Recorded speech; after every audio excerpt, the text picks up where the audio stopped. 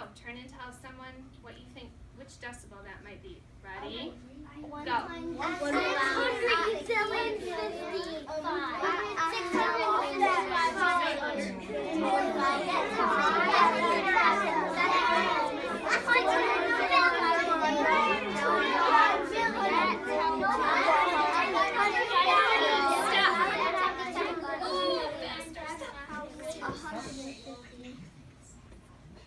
Okay, now that we're back at 0 decibels, I'm going to let a couple of people share what they heard. What decibel number do you think it would take to measure that howler monkey sound? What did you guys hear people say? Really trying to pick some people I haven't had a chance to pick yet, okay, just to be fair. Go ahead. 200. Maybe 200 decibels. That's louder than the jet airplane, isn't it? It's pretty loud. How about you? 1,000. 1,000 decibels? That might break my ear, it's so loud. One more and I'll for sure pick somebody who's sitting and has themselves under control. They're in the pink. 7,000. 7,000 decibels? Isn't it fun to kind of start thinking about that? Measuring sound? All right, rest your hands. I might have another chance to ask some more questions. Okay? Don't give up on me. In the dark, a bat stays out of the way of an object in its flight path by making high squeaking sounds. Its sound waves hit the barn and bounce back. These echoes warn the bat to change direction before it bumps into the barn. A bat finds food using echoes too. Sound waves bounce off insects. In total darkness, a bat can locate 600 insects in an hour by listening for the echoes. This is called echolocation. Okay, hands back from your lap. 0 decibels.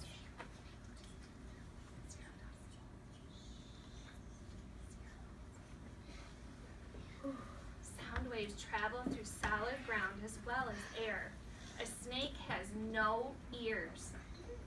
To hear it puts its head on the ground. A bone in its head feels the sound vibrations. They warn the snake that an enemy, maybe a mongoose, lurks nearby. Oh, a mongoose. Those are mean. Sound waves travel through the water too.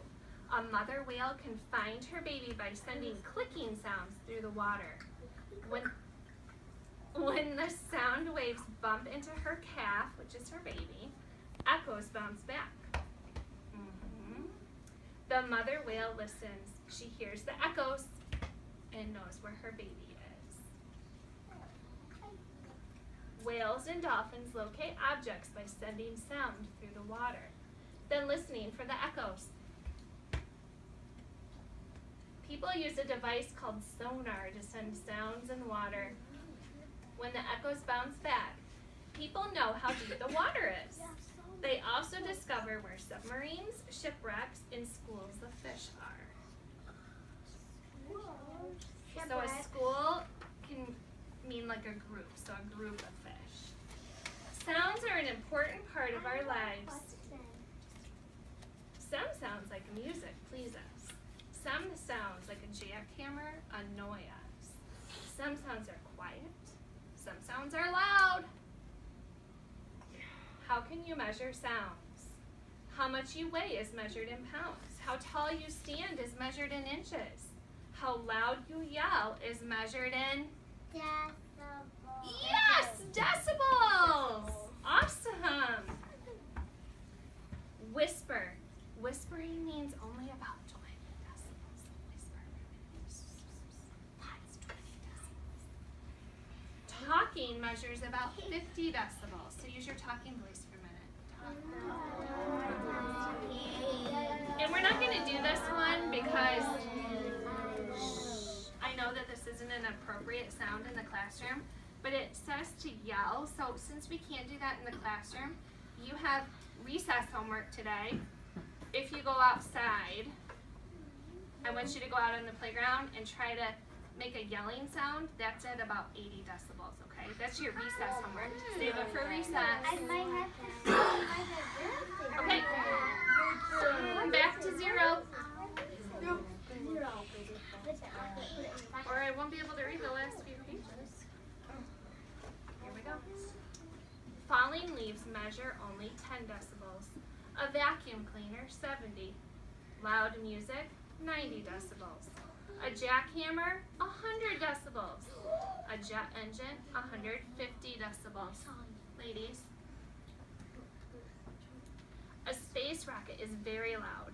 It measures 200 or more. Some loud sounds can damage your ears. People who are close to airplanes or use jackhammers should protect their ears. We live in a world of sounds. Telephones ring, we had that happen. Thunder rumbles, water gurgles, birds chirp, bees buzz, friends talk, and we laugh, cry, hiccup, and sigh. Sounds are all around. Keep listening. So, as we wrap up today, I want you to just think quietly in your head for a minute. Eyes up here for a second. What could you go home and tell somebody you learned about sound today? Think about that in your head. I don't want you to talk yet. Hey guys. Excuse me. You guys right here. What's his name? Noah. I'm watching you because I want you to be able to share, and right now you're not really paying attention, so tune back in, okay? So I want you to have some time to think in your head about something you learned about sound today that you could go home and share with your grown-up. Think about that in your head.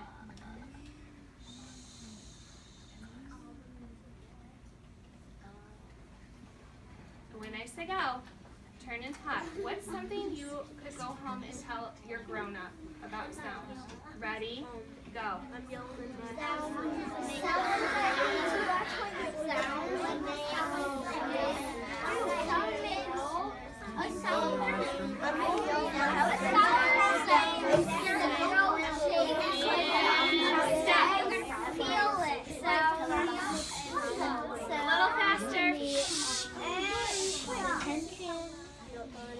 So I know I call you back a little differently than your teacher.